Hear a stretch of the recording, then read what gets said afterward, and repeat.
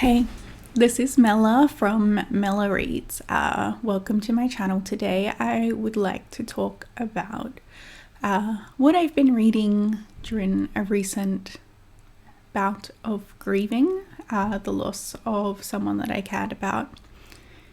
I have mentioned on my channel before that I am a youth worker, so I have lost one of the young people I work with, and obviously there's a bit of distance between me and the person. It's different to losing a friend or a family member, but we've worked intensively together for a long time, and she had so much potential, so it did hit me pretty hard. And I've been really intentionally trying to take care of myself and process the grief so that I can get back to working with the rest of my young people and all the rest of my life. And so I thought I'd make some notes about what helped me grieve, including the books that I turned to during that time of, the past few weeks. So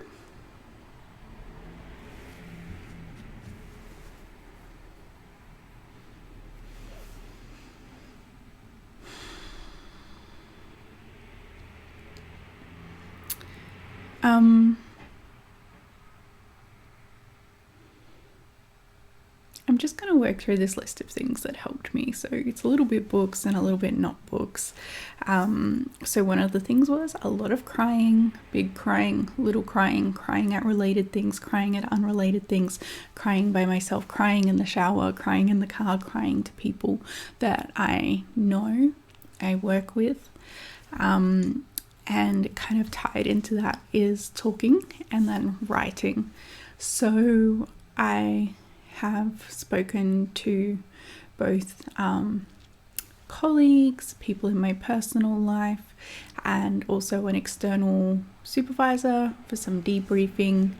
And I've done some writing just for myself, especially in the early days. Every day I found it so cathartic to write down my thoughts about this young person and her passing, my thoughts about death in general, my thoughts about love and grief and what it means and why it hurts, and writing letters to this person, and I guess reflecting on our interactions as well.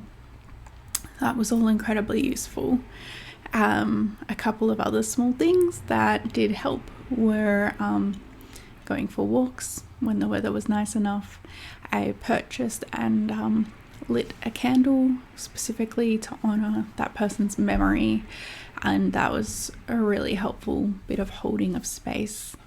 The funeral was streamed, and it was one of the most emotionally underwhelming experiences I've had during lockdown, which is a real shame. But at the same time, I have given myself a lot of dedicated space and time to work through my grief, say farewell to this person.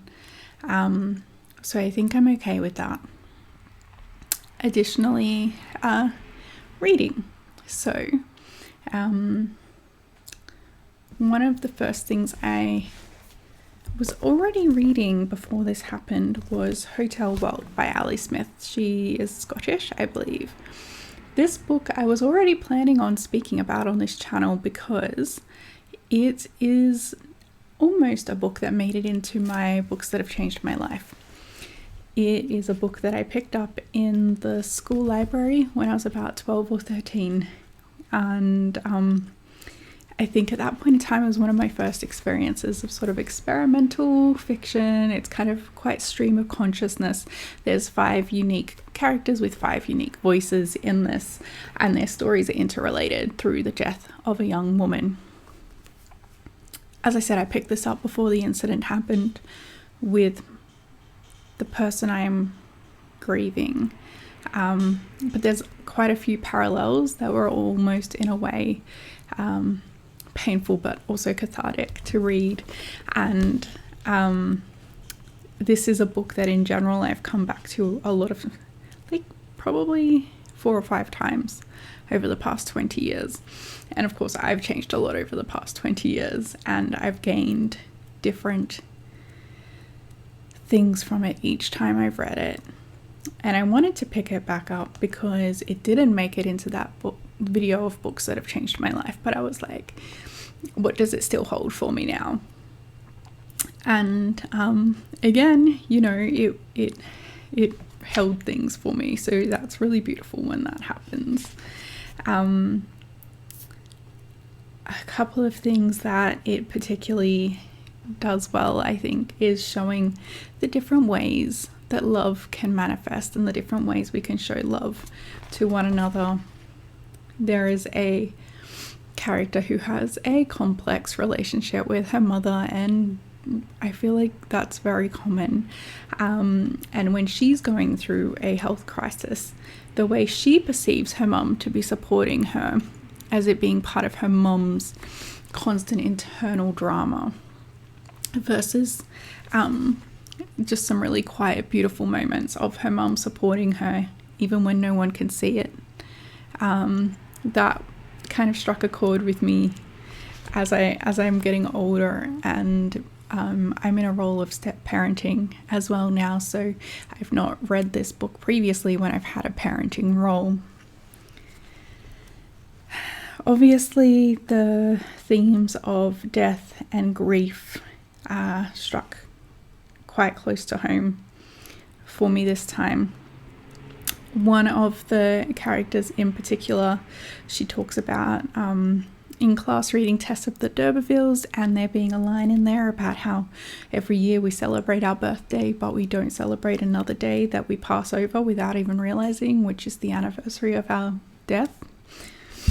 And I guess that's something we remember, the anniversary of the death of someone that we loved, but we don't sort of preemptively anticipate the pre-anniversaries of our death, even though it's possibly the second most significant day in our lives.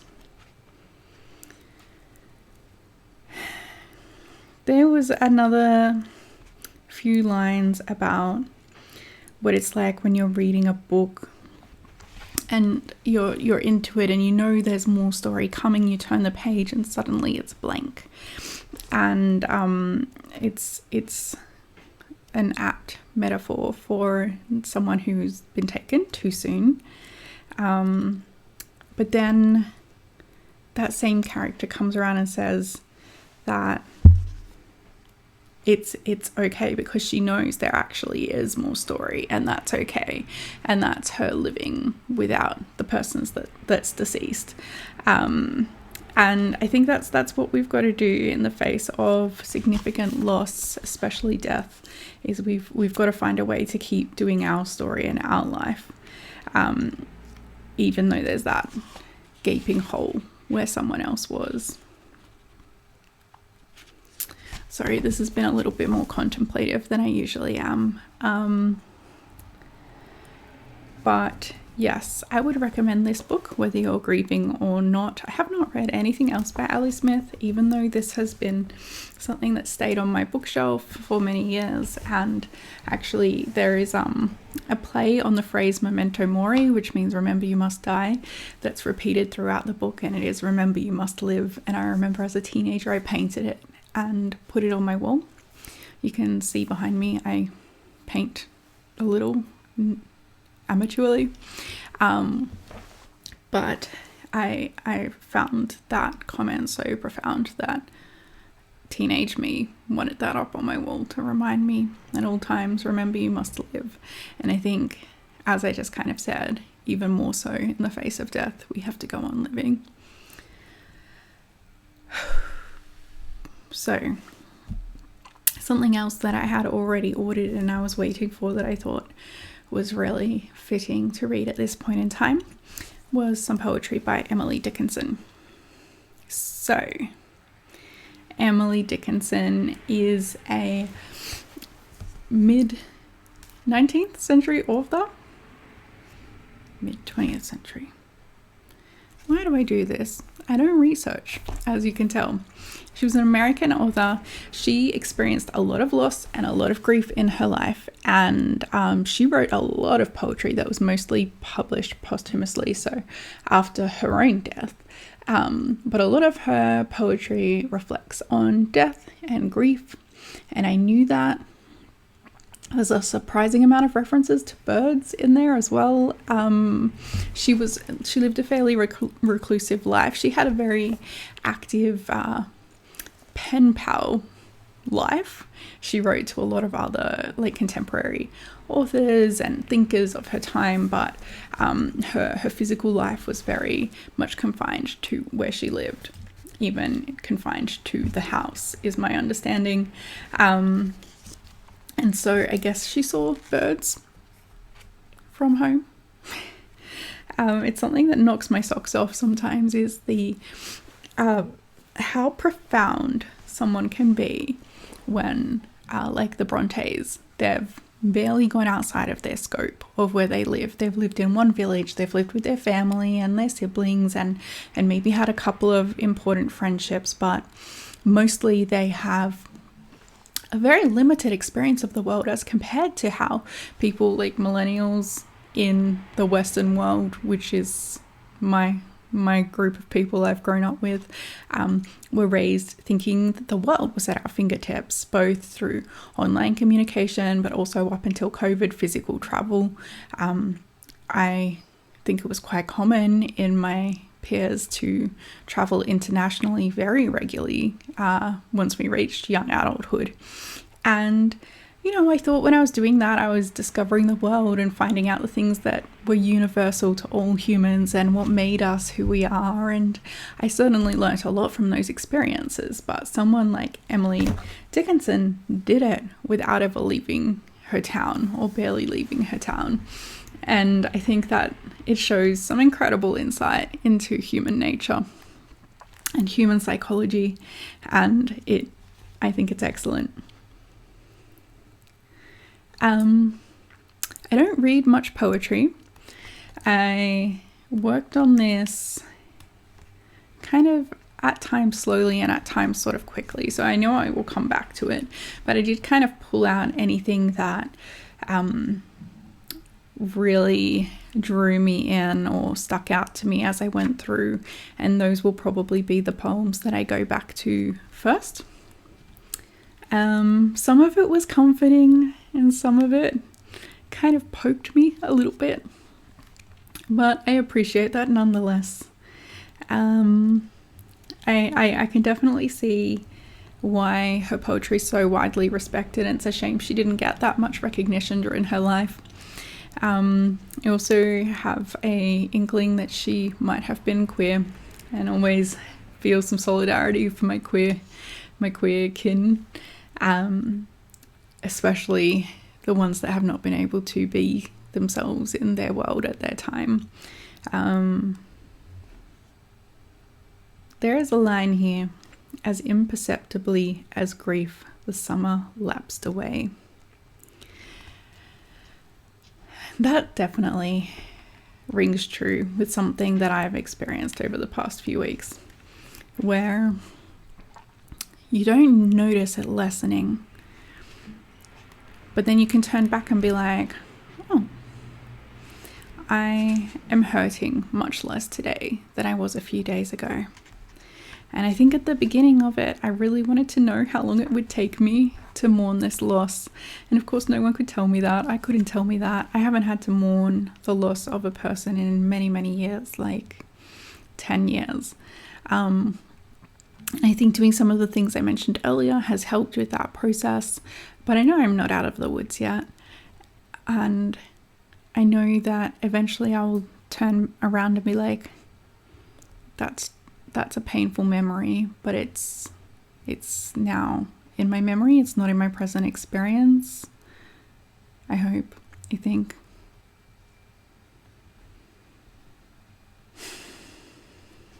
So, Emily Dickinson, definitely a wealth of, just in this little selection of poetry out of her, I think she wrote over 1,000 in her lifetime.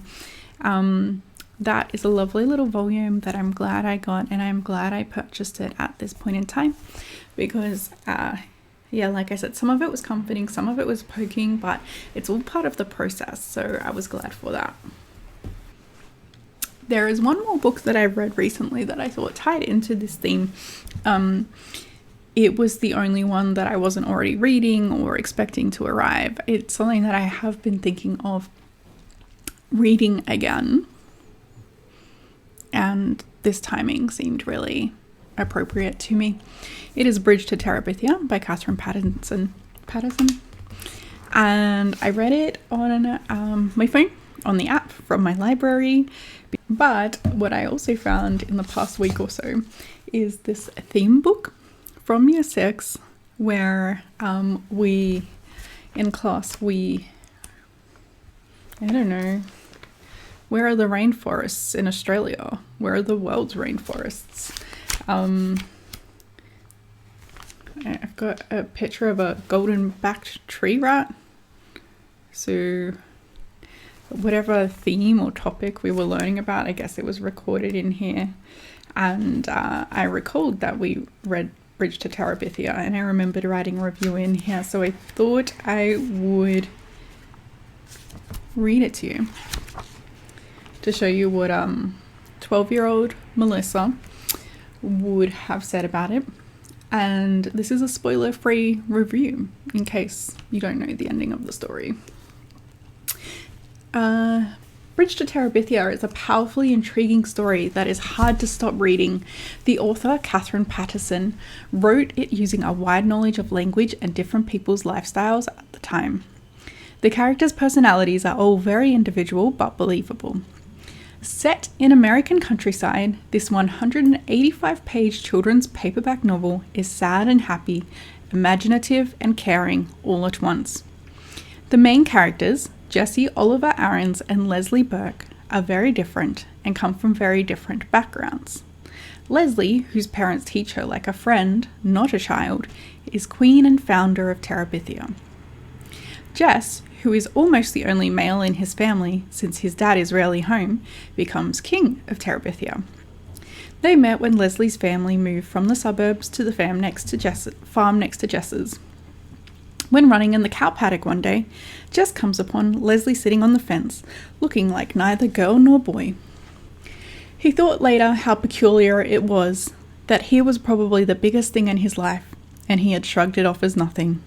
Leslie soon creates Terabithia in the bush between their farms. She teaches Jess things like how to stand up to bullies. They become great friends. Then something truly unexpected happens. This is definitely a great book for children of all ages. And I have 2 illustrations. So this, I'm guessing, is meant to be Terabithia. And their castle, it is. And then this is the so-called bridge, which is a rope swing tied to a crabapple tree.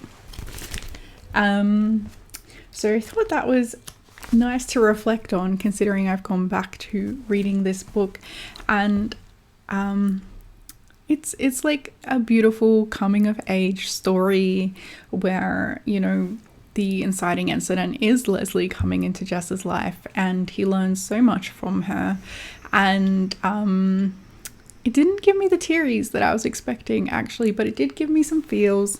I think by the time I got to the saddest part of the story, I had already gotten a lot of tears out, and, you know, eventually you start to get really dehydrated. So I was glad I reread it. It had made such an impression on me that there were specific phrases and lines in it that felt so comforting and familiar when I read them, even though, as I said, I think it's been about 20 years since I've read it. And I think that says a lot about the power of the story, and also how impressionable I was at that age. But it was nice and comforting to revisit. It was nice to go on that emotional journey, and I'm glad I picked it up during this period. I actually would say, apart from the Emily Dickinson poetry, both of the other 2, the novels being rereads, and being I know some people might find Ali Smith difficult to read, but I find The Stream of Consciousness quite easy to read, and Bridge to Terabithia being written for children was also quite easy to read, and I was having some real bad brain fog in the early period of my grief, so it was really nice to sort of settle in with those, and sort of that feeling of a bookish hug. I am interested in what any of you have read when you're grieving, or to recommend when you're grieving to read. I am usually listening to the audiobooks of the Harry Potter series because that is also very comforting for me. It's what I fall asleep to at night. So that's sort of been an ongoing in the background, and I have read a couple of other things which have been nice to include, things that weren't as emotional or in the sort of realm of sad emotions and loss related emotions, but I think it's been nice to be sort of really aware of what steps I'm taking to look after myself through this time. And I just wanted to share that in case it was beneficial to anyone else. Like I said, I know even though I'm feeling much better, of course I'm not out of the woods. So any further recommendations for strategies to work through grief, or books to read while I'm in this phase would be appreciated. And that's it for today. Thank you. Bye. Take care.